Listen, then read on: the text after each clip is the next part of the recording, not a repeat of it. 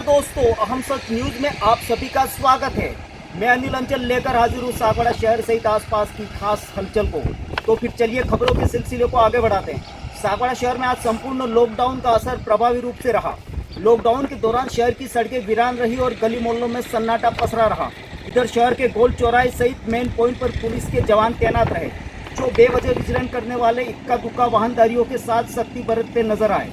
वहीं बेकाबू होते कोरोना की जागरूकता और लॉकडाउन के नियमों की पालना को लेकर शहरवासियों ने भी आम जन से बेहद भावनात्मक अपील की है। आइए देखते हैं संपूर्ण लॉकडाउन का जायजा लेती है हमारी खास रिपोर्ट। सागवाड़ा शहर के बाजारों और सड़कों की तस्वीरें जो आम दिनों में लोगों से गुलजार हुआ करती थी, लेकिन बेकाबू कोरोना के बाद लगाए गए लॉकडाउन के बाद यहाँ का मंजर बदला बदला सा हुआ दिखाई दे रहा है। आज शहर में संपूर्ण लॉकडाउन है, जिसके चलते इन स्थानों पर वीरानी के साथ सन्नाटा पसरा हुआ है। बेहद आवाजाही वाले स्थानों पर भी आज सन्नाटा इस कदर पसरा है कि इस सन्नाटे को चीरती अगर कोई आवाज़ होती है तो वो या तो पुलिस जीप अथवा एम्बुलेंस के सायरन की होती है। संपूर्ण लॉकडाउन की ये तस्वीरें बताती हैं कि अगर आम दिनों में भी आम जन सरकार के नियमों की इतनी ही ईमानदारी से पालना करे तो जिले सहित सागवाड़ा ब्लॉक के बिगड़े हालात को बेहतर होने में देर नहीं लगेगी। ब्यूरो रिपोर्ट, अनिल अंचल, अहम सच न्यूज। हम खड़े हैं सागवाड़ा के गोल चौराहे पर, जहां आम दिनों में काफ़ी भीड़ रहती है। आज लॉकडाउन है, संपूर्ण लॉकडाउन है। आप मेरे पीछे देख सकते हैं, आपकी जहाँ भी नज़र जा रही है आपको सड़कें पूरी तरह से सुनसान और वीरान नज़र आ रही हैं। जहाँ तक आप दूर तक नज़र जा रही है वहाँ सड़कें पूरी तरह से वीरान है। लॉकडाउन का मतलब संपूर्ण लॉकडाउन का असर आप सीधा देख सकते हैं। ये है गोल चौराहे का नज़ारा, आप मेरे पीछे देख सकते हैं। आप मेरे पीछे देख सकते हैं लगातार एम्बुलेंस की आवाज़, सायरन की आवाज़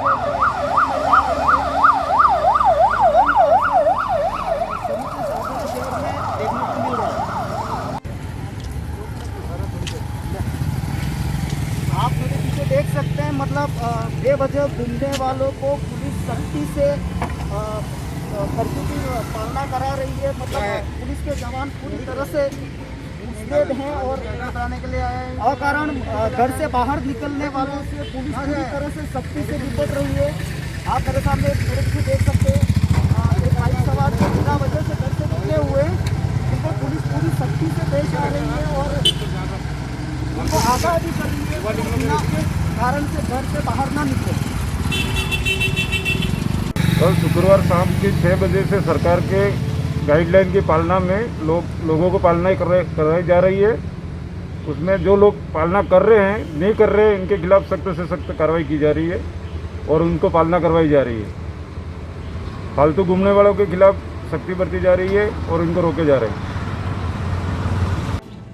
हम खड़े हैं सागवाड़ा नगर पालिका द्वारा अस्थायी सब्जी मंडी के एरिए में, जहां आम दिनों में बहुत सारी आवाजाही और भीड़ के साथ लोग यहाँ इकट्ठा हुआ करते थे, लेकिन आज संपूर्ण लॉकडाउन के दौरान आप मेरे पीछे देख सकते हैं कि पूरा रोड जो है वो बिल्कुल वीरान और सन्नाटा पसरा हुआ है।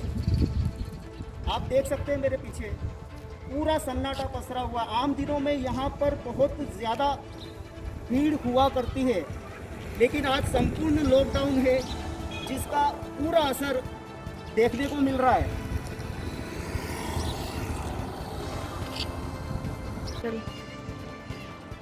कोरोना जागरूकता और लॉकडाउन के नियमों की पालना को लेकर आइए जानते हैं समाज सेवी प्रदीप जी गामोट से कि आखिर वो क्या कहना चाहते हैं। पहले तो आप अनिल जी भाई साहब, आपका मैं बहुत बहुत धन्यवाद देना चाहता हूँ कि आपने इस तपती गर्मी में लोगों को जागरूक करने के लिए आपके चैनल द्वारा ये सब प्रकार की जानकारी लोगों तक पहुँचा रहे हैं। पहले तो मैं आपको धन्यवाद कहता हूँ। मैं आप सबसे निवेदन करता हूँ, हाथ जोड़ करके विनती करता हूँ कि कोरोना गाइडलाइन की पालना प्रशासन और पुलिस प्रशासन द्वारा सख्ती से करवाई जा रही है, लेकिन ये जो चीज़ें जो सख्ती करवाई जा रही है वो वो क्या है कि छोटे बच्चों की तरह अपन कर रहे हैं। बात मानते नहीं हैं लोग, कोरोना से डर नहीं रहे। कोरोना इतना भयानक हो चुका है अपने क्षेत्र में, सागवाड़ा में मान लो, डूंगरपुर में, ज़िले में इतनी ज़्यादा कोरोना के मरीजों की संख्या बढ़ रही है कि डॉक्टर की कमी हो रही है, ऑक्सीजन लेवल की कमी हो रही है, ऑक्सीजन नहीं मिल रहा हॉस्पिटलों में, प्राइवेट हॉस्पिटलों में ऑक्सीजन की कमी हो गई है। यहाँ तक अभी तो ये भी सुनने में आया है कि जो भी प्राइवेट हॉस्पिटलों के अंदर ऑक्सीजन के जो सिलेंडर थे वो भी गवर्नमेंट के द्वारा ले लिए गए हैं और अभी कोरोना के मरीजों के ऑक्सीजन लेवल भी डाउन हो रहा है। अब बेचारा पेशेंट जाए तो जाए कहाँ, उसके मरीज तो बाद में मरेगा लेकिन उसके परिजन उसके साथ में जो आ रहे हैं उनकी हालत सख्ता हो गई है, क्योंकि तपती गर्मी में यहाँ वहाँ दौड़ धूप करके भी उसको कहीं पे भी उस चीज़ की उपलब्धता नहीं हो रही है। आप सबसे निवेदन करता हूँ कि कोरोना की जो भी केंद्र सरकार के द्वारा गाइडलाइन जारी की गई है उनका सख्ती से पालन करें और घर में अति आवश्यक कोई काम है तो ही घर से निकले, और अति आवश्यक काम वही है केवल और केवल पेशेंट और मरीज। इसके अलावा अपने लिए कोई भी अति आवश्यक काम नहीं है। कमाना अपन बाद में भी कमा सकते हैं, जिंदा रहेंगे तो कमाएंगे, अगर अपन जिंदा ही नहीं रहेंगे तो ऐसी कमाई का मतलब भी नहीं है। और जैसे कि अगर आपके घर शादी है और शादी में आपने ज्यादा भीड़ की तो पुलिस आपके घर पहुंच सकती है बिन बुलाए मेहमान बनकर। आखिर क्यों, आइए जानते बाकी हैं। लोगों से ये अपील करना चाहूँगा कि खाना करना या खाना खाने जाना ये चीज़ तो हम जब नॉर्मल सिचुएशन आएगी दोबारा भी रख सकते हैं, लेकिन बहुत बड़ा नुकसान हमारा हो जाएगा अगर हम भीड़ इकट्ठी करेंगे। हमारे परिजन मारे जाएंगे, आज शादियों में जाएंगे उसमें कई लोग संक्रमित होंगे, 15 दिन बाद में वही अर्थी के रूप में हमारे सामने होंगे। तो इसमें मेरी आप सबसे विनम्र अपील है कि हम हमारे एक अच्छे नागरिक होने का दायित्व निभाएं। अननेसेसरी, अगर हमारे परिवार में शादी नहीं है, हम वधू पक्ष से नहीं है और हम पंडित वाली कैटेगरी में नहीं है, तो अननेसेसरी रूप से खाना खाने के लिए ही हम ना जाएं। ये मेरी सभी से अपील है। एक एक जान हम अगर बचाएंगे तो हमारे लिए महत्वपूर्ण होगी। प्रशासन खुद इसमें लगा हुआ है। मैं स्वयं, हमारे ज़िले के एसपी, सभी थानेदार, सभी एसटीएम, पूरे ज़िले में हमने कहाँ पे कौन सी शादियाँ चिन्हित कर ली हैं। एक एक नोडल ऑफिसर हम बनाएंगे और इसमें किसी भी प्रकार की लापरवाही की जाएगी तो उसको हम बख्शेंगे नहीं, मुकदमा दर्ज करेंगे, उनके चालान बनाएंगे, उन पर जुर्माना लगाएंगे और इसमें किसी को भी बख्शा नहीं जाएगा। ये मेरा विनम्र निवेदन भी है और ये मेरी चेतावनी भी है कि मैं स्वयं, हमारे ज़िले के एसपी, सभी हमारे अधिकारी फील्ड में मौजूद रहेंगे कल से और लगातार इसकी मॉनिटरिंग की जाएगी। बहुत सख्ती से हम इससे निपटेंगे क्योंकि हमारे लिए एक एक जान महत्वपूर्ण है और एक नागरिक होने के नाते भी ये हमारी नैतिक जिम्मेदारी है कि हम एक खाना खाने ना जाए, उससे बेहतर है कि हम एक जान बचाने में सहयोग करें। तो मेरा आप सभी डूंगरपुर वासियों से ये विनम्र निवेदन है कि हम इस मुहिम में प्रशासन का सहयोग करें और ज़्यादा से ज़्यादा संख्या में हम जान बचाएं। Thank you. हम सभी प्रशासन के साथ हैं। हम सरकार द्वारा बनाए गए नियमों का पालन करेंगे और सभी से निवेदन है कि सरकार द्वारा बनाए गए नियमों का पालन करें। यही राष्ट्र की सच्ची सेवा है।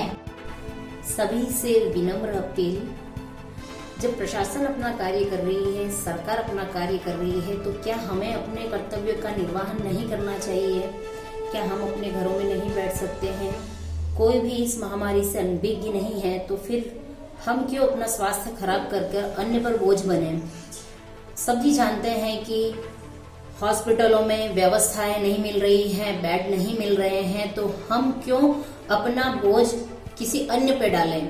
तो सभी से निवेदन है हाथ जोड़कर कि एक बार विचार करें कि हम अपना कर्तव्य कैसे निभा सकते हैं देश के प्रति।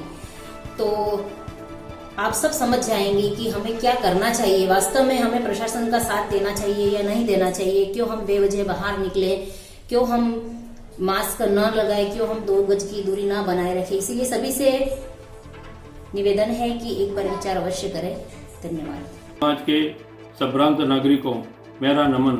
मैं तुलसीराम व्यास, वरिष्ठ प्रज्ञापुत्र एवं ट्रस्टी गायत्री शक्तिपीठ सागवाड़ा, साथ ही आरक्षण प्रकोष्ठ ब्राह्मण समाज, सर्व ब्राह्मण समाज डूंगरपुर बांसवाड़ा का आरक्षण प्रकोष्ठ का अध्यक्ष व बड़वाड़ा ब्राह्मण समाज 400 किलो का संरक्षक। आपसे अनुरोध निवेदन करता हूं कि यह समय विकट है, बहुत ही परिस्थितियां हमारे खिलाफ हैं, कुदरत रूठ गई है और चारों तरफ भयंकर जो है वो त्राही माम बची हुई है। हमारे कितने ही परिजन हमसे बिछुड़ गए हैं और आने वाले समय में दिनांक 25 व 30 अप्रैल व मई में बहुत सारे शुभ अवसर आ रहे हैं। ऐसे समय में हम हमारा स्व अनुशासन को बनाए रखते हुए कम से कम हमारी भागीदारी सुनिश्चित करें व यदि हम नहीं जाएंगे तो भी काम होता रहेगा। यदि हम रहेंगे तो दुनिया रहेगी और हम नहीं जाएंगे तो हमारे बिना कोई काम रुकता नहीं है। इसी भावना को मध्य रखते हुए घर में रहें, सुरक्षित रहें, माँ गायत्री के गुणगान करें, महाकाल का गुणगान करें और भगवान भोलेनाथ को याद करते रहें। वह दिन दूर नहीं जिस दिन परिस्थितियाँ बदलेंगी। रात के बाद सूर्योदय निश्चित होता है, दुख के बाद सुख अवश्य आता है और परिस्थितियाँ भगवान भोलेनाथ हमारे लिए रास्ता निकालते रहते हैं। इसी विश्वास के साथ बनाए रखते हुए स्वशासन में रहें और अपने आप को सुरक्षित रहें। सर्वे भवन्तु सुखिनः, सर्वे सन्तु निरामया, सर्वे भद्राणि पश्यन्तु, मा कश्चित् दुःखमाप् भवेत्। स्वस्ति प्रजाभ्यः परिपालयन्ता न्यायेन मार्गेण मही महिषा गोब्राह्मणेभ्यः शुभमस्तु लोका समस्ता सुखिनो भवन्तु। हम बदलेंगे, युग बदलेगा, हम सुधरेंगे, युग सुधरेगा। जय भोलेनाथ, जय गायत्री माँ। नमस्कार, आप सभी के कुशल स्वास्थ्य और आपके परिवार के सकुशल होने की मंगल कामना करता हूँ।